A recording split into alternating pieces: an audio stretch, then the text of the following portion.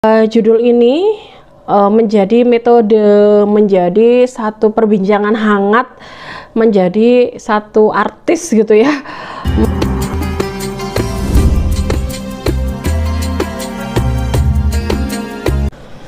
Assalamualaikum warahmatullahi wabarakatuh. Selamat pagi, siang, sore, malam ya.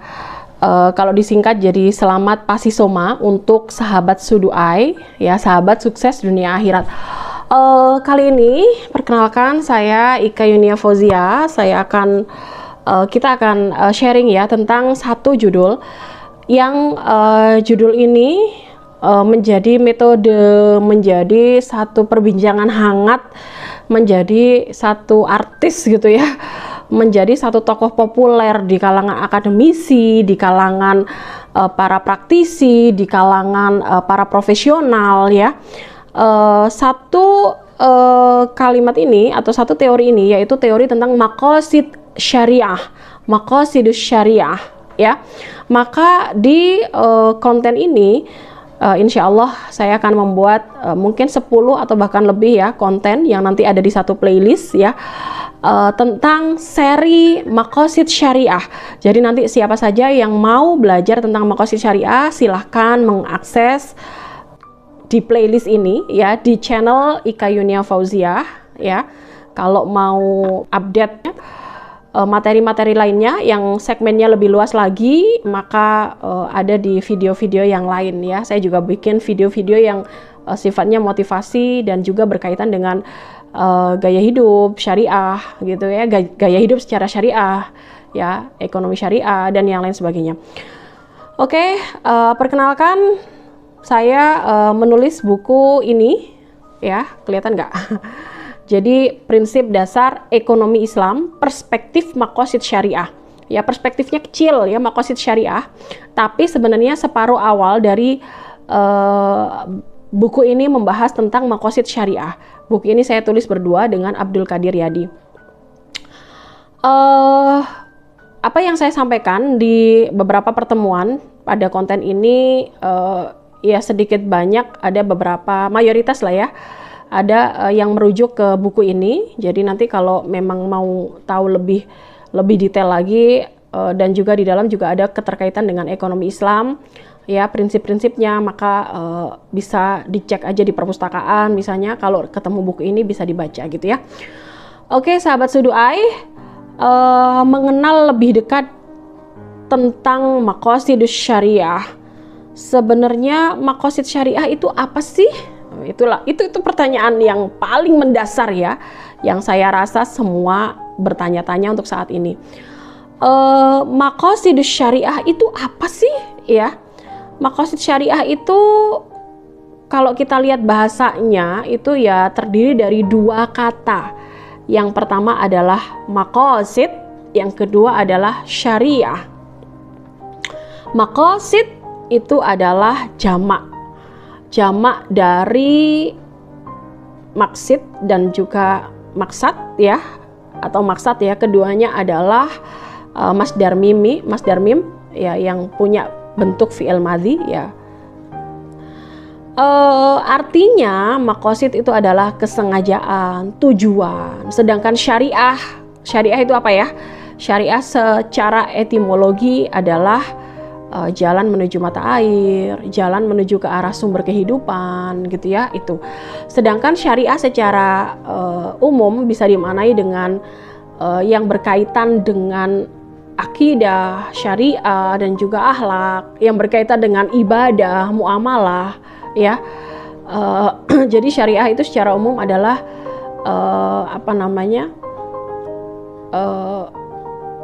yang terkait dengan ibadah dan muamalat, dan ini yang disyariatkan oleh bisa syariat pada Nabi Muhammad ataupun pada nabi-nabi sebelum Nabi Muhammad. Jadi syariah itu lebih luas lagi gitu ya.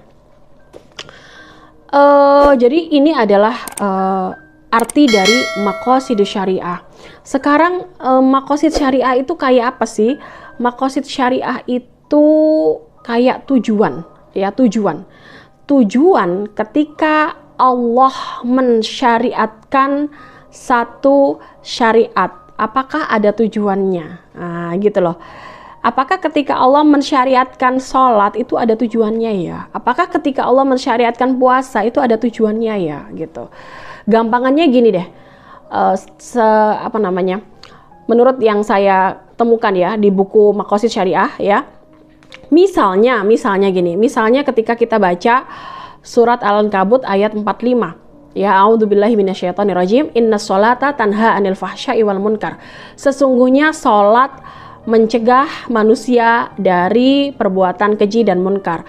Maka beberapa ulama menyatakan bahwa maqasid, tujuan sholat adalah mencegah manusia dari perbuatan keji dan munkar. Jadi ketika seseorang sholat, dia khusyuk menjalankan sholat, maka dia akan menjadi sosok yang beriman. Dia akan membentengi dirinya dari perbuatan keji dan munkar. Ya, misalnya lagi nih ya, tujuannya puasa apa sih? Ya, seperti yang misalnya kita cek nih ya di ayatnya tentang puasa. A'udzubillahi minasyaitonirrajim. Ya ayyuhalladzina amanu kutiba alaikumusiyam kama kutiba alal ladzina min qablikum la'allakum tattaqun, gitu kan? Wahai orang-orang yang beriman, diwajibkan atas kamu untuk berpuasa sebagaimana yang telah diwajibkan kepada orang-orang sebelummu agar kamu bertakwa. Jadi maqasid, tujuan dari puasa adalah agar kamu takwa ya. Itu ketika dilakukan dengan baik, dengan khusyuk gitu kan. Karena puasa itu adalah sarana untuk meningkatkan ketakwaan seseorang ya. Maka ketika dia berpuasa, dia tujuan dari puasa itu adalah meningkatkan ketakwaan seseorang. Ya, itu misalnya contoh yang termudah untuk memahami maqasid syariah dari beberapa buku yang saya telah baca yang terkait dengan maqasid syariah. Pertanyaannya adalah gini, sebenarnya apakah di dalam syariat ada beberapa maksud dan juga tujuan dalam pelaksanaannya? Apakah ada tujuan sih dalam pelaksanaan syariat gitu kan? Maka di sini mayoritas ulama salaf dan khalaf ya, ulama-ulama yang zaman dulu-dulu nih ya, sama yang ulama-ulama yang modern nih ya, menjelaskan, mereka bersepakat bahwa setiap hukum syariah pasti memiliki alasan ya, illat. Pasti memiliki alasan, ilat ya. Ilat itu kan sifat wasfun yang jelas, yang nempel, yang selalu ada, itu namanya ilah dalam satu hukum ya. Misalnya kenapa khomer ya, minuman keras ya, kenapa dilarang, itu karena ilahnya memabukkan gitu kan. Jadi itu adalah contoh dari ilat gitu ya. Jadi ulama salaf dan khalaf bersepakat bahwa hukum syariah itu pasti memiliki ilat dan juga tujuan dalam pemberlakuannya ya. Tujuan dan alasannya adalah untuk menjaga dan membangun kemaslahatan manusia. Jadi tujuannya adalah al-maslahah atau maslahah, kemaslahatan ya. Ya, tujuannya adalah kemaslahatan, untuk menjaga kemaslahatan manusia. Sebenarnya gini, maqasidus syariah itu menjaga kemaslahatannya manusia. Ingat, yang dijaga adalah kemaslahatannya manusia, bukan kemaslahatannya Allah, bukan kemaslahatannya pembuat syariah, yaitu Allah ya. Karena apa?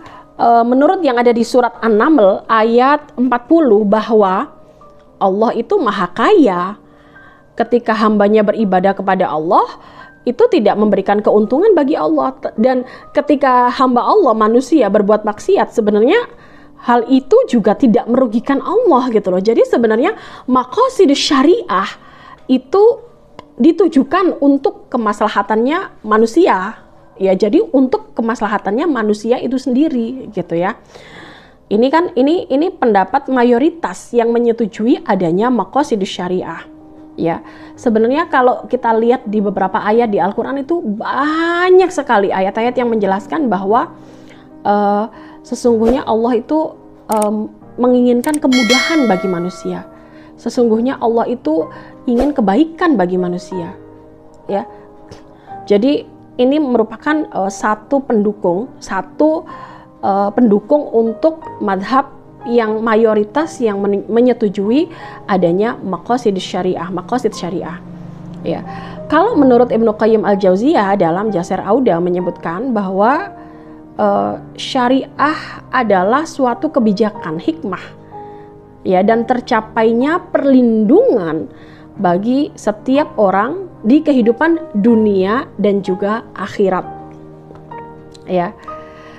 Jadi menurut Jasir Auda, Jasir Auda itu ilmuwan yang beliau expert di maqasid syariah, ya. Beliau sangat terkenal sebagai salah satu bapak modern, ya, ilmuwan modern, ya, yang concern membahas maqasid syariah.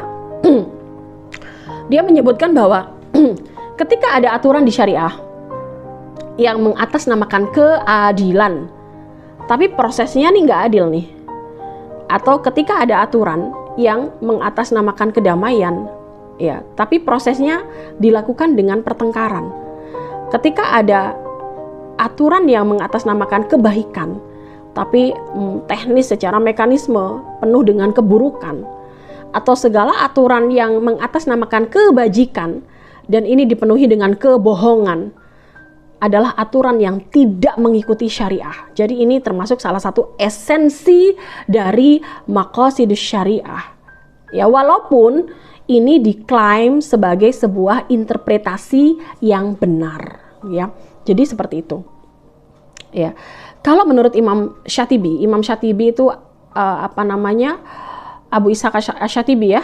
Beliau di Granada, ya, orang Spanyol ini, ya. Dan beliau termasuk bapaknya maqasid syariah, terkenal sekali sebagai bapak maqasid syariah, walaupun sebenarnya founder pertamanya bukan Asy-Syatibi. Nanti saya jelaskan di pertemuan ketiga mungkin, ya, gitu. Jadi menurut Asy-Syatibi, ya, syariat ini, hadis syariah itu diletakkan untuk mewujudkan kemaslahatan manusia di dunia dan akhirat. Jadi syariat, ya, jadi Islam ini adalah agama yang diletakkan untuk mewujudkan kemaslahatan manusia di dunia dan juga di akhirat, ya. Jadi misalnya kalau sahabat Sudain melihat ada beberapa hukum-hukum yang sekiranya misalnya, ya, terlihat kok tidak ada kemaslahatan untuk manusia, ya, coba dicek aja bagaimana asbabul. Kalau di ayat Al-Quran kan ada asbabun nuzulnya, kalau di hadis itu ada asbabul wurudnya, ada bagaimana proses, ya, turunnya hadis itu, turunnya Al-Quran, walaupun tidak semua ayat di Al-Quran ada asbabun nuzulnya.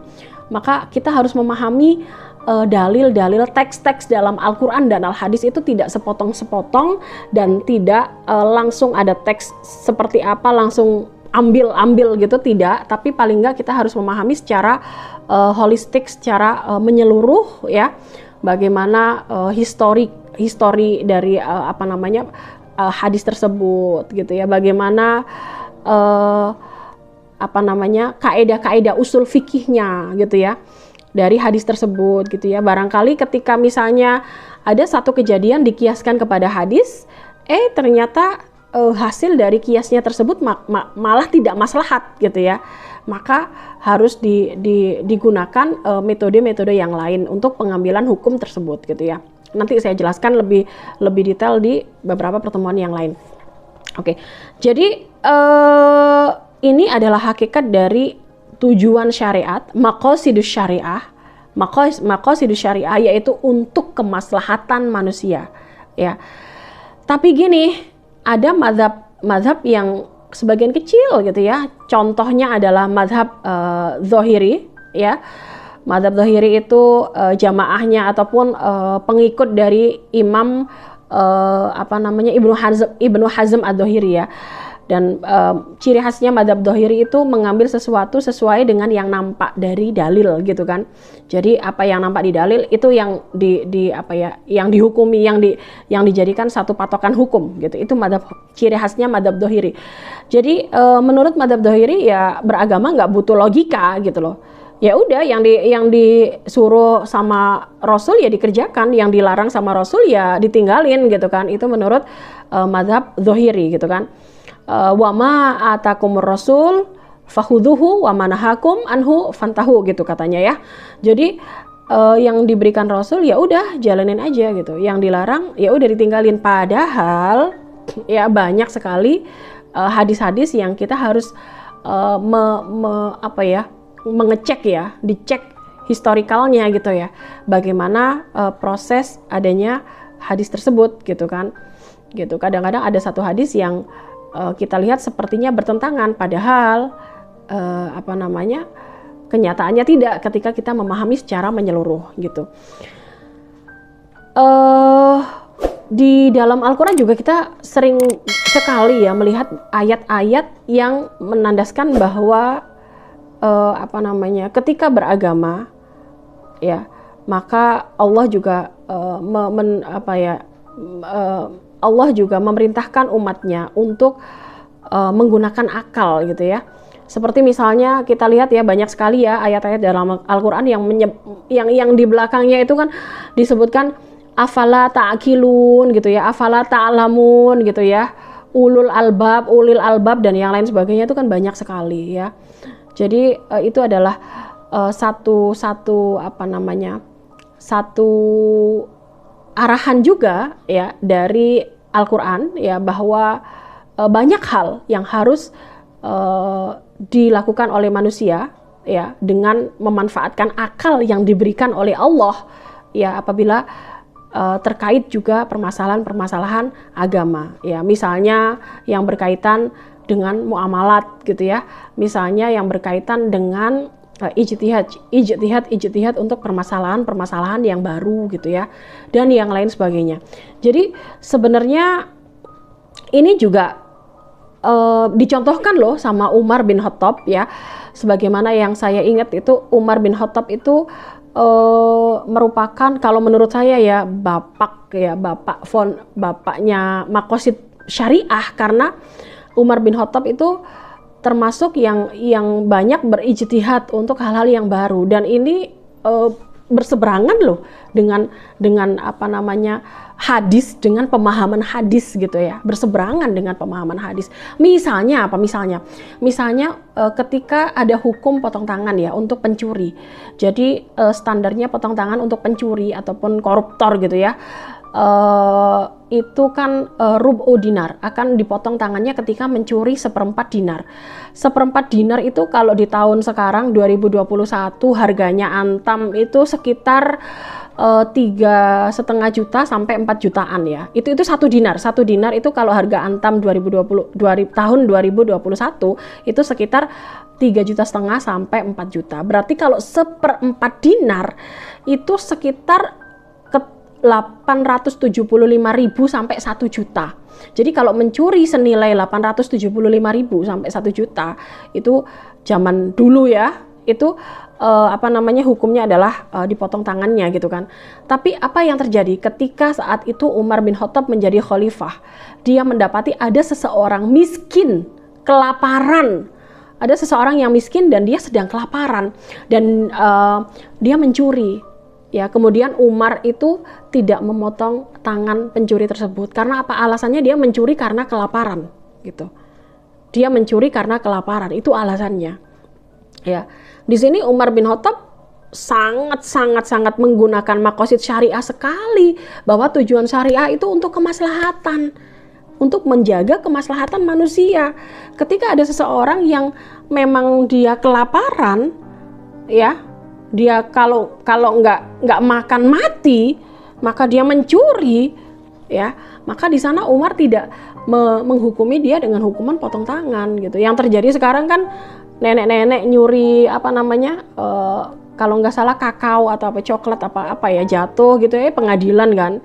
Ada orang tua nyuri apa lagi lah di perkebunan milik perusahaan gitu ya, yang memungut sudah dipenjara pengadilan gitu ya. Nyuri ayam aja pengadilan ya, tapi lagi-lagi itu mungkin ada pertimbangan lain ya, saya nggak tahu ya. Tapi yang pasti adalah itu adalah salah satu contoh terkait dengan maqasid syariah. Misalnya lagi Umar tidak membagi tanah ya, tanah yang kan tradisinya waktu itu kalau ada futuhat ekspansi kan ada pembagian tanah ya. Tapi waktu Umar bin Khattab sedang menjadi khalifah, maka tentara digaji dan tidak ada pembagian tanah, dan tanahnya dikembalikan kepada si penduduk aslinya, kemudian dikelola dengan cara mudharabah ya. Umar juga tidak pernah tidak memberikan zakat bagi mu'alaf ya, ketika dilihat bahwa kondisi mu'alaf sudah kuat saat itu. Jadi memang Umar benar-benar melihat ya bahwa di belakang ya. Jadi ini ada hukum. Kemudian tujuan hukumnya ini apa sih gitu. Ya, tujuan hukumnya ini apa sih gitu.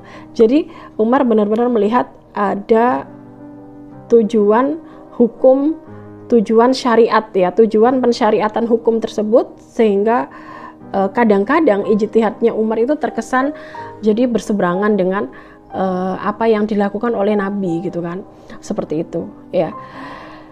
Jadi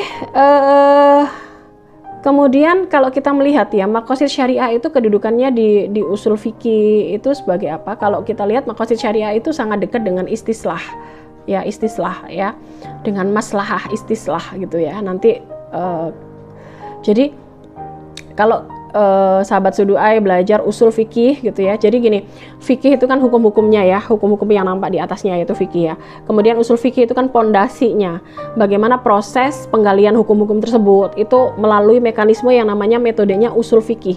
Lah, di dalam usul fikih itu ada namanya istislah ya, bagaimana proses salah satu metode penggalian hukum yang basisnya adalah kemaslahatan, dan di situ sangat erat kaitannya dengan maqasid syariah. Walaupun kalau sahabat Sudu'ai membaca bukunya Thohir bin Ashur, beliau sempat ingin menjadikan maqasid syariah itu sebagai ilmu yang independen, keluar dari usul fikih. Saking fenomenalnya nih ya maqasid syariah, saking kerennya nih ya maqasid syariah, maka dia ditarik sendiri, maunya Ibnu Ashur nih ya, jadi ilmu tersendiri. Walaupun itu juga banyak ditentang oleh beberapa ulama yang lain itu ya. Jadi kalau yang kita tahu dalam usul fikih itu kan ada dua sumber yang tidak dipertentangkan lagi, yaitu dalil ya, dua dalil yaitu Al-Quran dan Al-Hadis ya. Kemudian metode yang lain dalam pengambilan hukum itu ada ijma, ada qiyas ya. Ya, ijma itu kan bagaimana ijma perkumpulan para ahli ya di bidangnya ya, di bidang hukum tersebut ya, dalam mengambil satu hukum ya. Kemudian ada qiyas ya, pengkiasan ya. Jadi ada bagaimana ada hukum asli dan bagaimana ada misalnya satu kejadian, satu tradisi baru satu kejadian baru di masyarakat, ada satu kebiasaan baru di masyarakat yang itu tidak ada hukumnya dan kemudian dikembalikan kepada hukum yang sudah ada gitu kan, itu qiyas ya. Rukunnya ada 4 ya. Kemudian ada juga yang tadi yang istislah itu, kemudian istihsan, kemudian istishab, kemudian ada uraf, ada saddud dzari'ah, ada juga kebalikannya fathud dzari'ah, ada qaul sahabah dan yang lain sebagainya, banyak ya. Jadi lagi-lagi kalau kita belajar syariah itu nggak hanya hitam putih, nggak hanya dikit-dikit halal haram gitu aja, enggak ya. Jadi Islam itu tidak menakutkan itu ya, dikit-dikit haram, dikit-dikit halal gitu. Tapi di sana kita melihat ada proses, ada dialektika di antara keduanya. Memang yang lagi tren, yang lagi gampang sekarang kan ada hadisnya apa haram langsung ya, ada hadisnya apa halal gitu ya. Jadi tanpa melihat bagaimana asbabul wurud, bagaimana sebab turunnya hadis tersebut, bagaimana maqasid syariahnya gitu ya, dan yang lain sebagainya. Kan tren-trennya ulama sekarang itu banyak yang menghukuminya itu kayak madhab dohiri gitu ya. Jadi yang nampak apa langsung gitu ya, langsung dikasih opini gitu ya. Bahkan bukan ulama pun bisa beropini ya, bisa ini hadisnya A, dia menampilkan satu hadis kemudian menggiring para pembaca status ya untuk membaca opini yang dia tawarkan ya terkait dengan hadis itu gitu. Jadi yang terjadi adalah agama ini rasanya adalah rasanya kayak kebakaran terus gitu ya. Rasanya rasa-rasa yang terjadi adalah saling menyalahkan. Karena apa? Yang dilihat A haram, B halal gitu ya. Sehingga masing-masing akan saling menyalahkan satu sama lain ya. Ya, saya tidak menafikan bahwa al halalu bayyin wal haramu bayyin gitu. Yang halal itu jelas, yang haram itu jelas. Tapi standar bagi kejelasan yang halal itu juga melalui satu proses penyingkapan satu hukum secara holistik, secara menyeluruh ya. Jadi tidak hanya memotong satu ayat, memotong satu hadis kemudian dimaknai itu sudah diputuskan menjadi satu hukum yang dominan gitu, tidak. Tapi paling nggak harus memahami proses yang menyeluruh gitu loh ya, dengan melihat beberapa metode-metode yang ada gitu ya. Jadi itu seperti itu ya. Kalau maqasid syariah itu banyak yang makainya, foundernya adalah banyak dari madhab Malik ya, madhab Maliki. Jadi istislah Saddu Dzari'ah itu kan punyanya madhab Maliki, dan ini banyak nempel gitu ya di area maqasidus syariah, dan madhab ini banyak dipakai oleh mayoritas mereka yang hidup di Afrika Utara, kemudian di pantai barat Afrika, kemudian di Maroko dan yang lain sebagainya. Tapi sebenarnya madhab-madhab yang lain selain Imam Malik, selain madhab Maliki, sebenarnya juga secara nggak sengaja make maqasid syariah. Misalnya nih ya, Imam Syafi'i make maqasid syariah dengan mempertimbangkan ilah misalnya di qiyas ya. Kemudian madhab Hanafi juga pakai sebenarnya dengan mempertimbangkan di metode-metode yang mereka gunakan. Madhab Imam Abu Hambal ya, madhab Hambali itu juga sebenarnya make selalu mempertimbangkan maqasid syariah walaupun dengan terminologi yang berbeda gitu ya. Jadi seperti itu ya yang terkait dengan maqasid syariah. Nanti kalau misalnya ada pertanyaan nih, kenapa ya maqasid syariah itu kok banyak misalnya dipakai untuk menghukumi satu hukum yang sifatnya misalnya liberal misalnya. Nanti bisa kita simak di pertemuan di pertemuan ketiga kalau nggak salah ya gitu, dan yang lain sebagainya. Jadi video ini nanti di pertemuan sekarang tentang maqasid syariah, kemudian yang kedua nanti terkait dengan tujuan maqasid syariah adalah maslahah. Jadi kita bahas maslahah di video yang selanjutnya. Kemudian kita akan bahas ulama klasik penggagas maqasid syariah ya, masih saya banyak ambil di buku saya ini ya, buku Prinsip Dasar Ekonomi Islam Perspektif Maqasid Syariah ya. Kalau yang ulama klasik penggagas maqasid syariah itu banyak saya ambil dari bukunya Ahmad Ar-Raisuni ya, Nadhariyatul Maqasid Inda Imam Asy-Syatibi kalau nggak salah judulnya itu. Walaupun saya juga sudah tambahkan juga referensi yang lain. Dan ada juga nanti di pertemuan selanjutnya tentang perkembangan maqasid syariah di tangan ulama modern, juga terkait 3 tingkatan dalam maqasid syariah, dzaruriyat, hajiyat, tahsiniyat. Bagaimana sahabat Sudu'ya harus mengetahui bahwa inti dari kemaslahatan manusia adalah ketika manusia mampu menghadirkan ya dzaruriyat, hal-hal yang primer dalam hidupnya. Hal-hal yang primer itu apa aja sih? Yaitu hal-hal yang bisa menjaga agamanya, menjaga jiwanya, menjaga akalnya, menjaga keturunannya, menjaga hartanya. Jadi hal-hal yang bisa menjaga manusia, menjaga 5 hal yang ada di kehidupan manusia, dan manusia akan bisa sejahtera. Ketika 5 hal ini terjaga, itu manusia bisa sejahtera. Maka ini masuk di dzaruriyat. Ya, ada bawahnya dzaruriyat adalah hajiyat, bawahnya hajiyat adalah tahsiniyat. Ya. Jadi itu nanti juga kita bahas di pertemuan ke-5 kalau nggak salah. Kemudian juga kita akan membahas urgensi maqasid syariah dalam pengambilan hukum. Kira-kira urgensinya gimana sih untuk kita mix and match ya, ataupun kita bisa adopsi ya maqasid syariah untuk berbagai istihad-istihad yang sifatnya sosial, ekonomi, kemasyarakatan, ya, hubungan keluarga, hubungan masyarakat, dan yang lain sebagainya. Dan juga kita bahas tentang 5 unsur penjagaan manusia, yaitu penjagaan 5 unsur maqasid syariah ya, bisa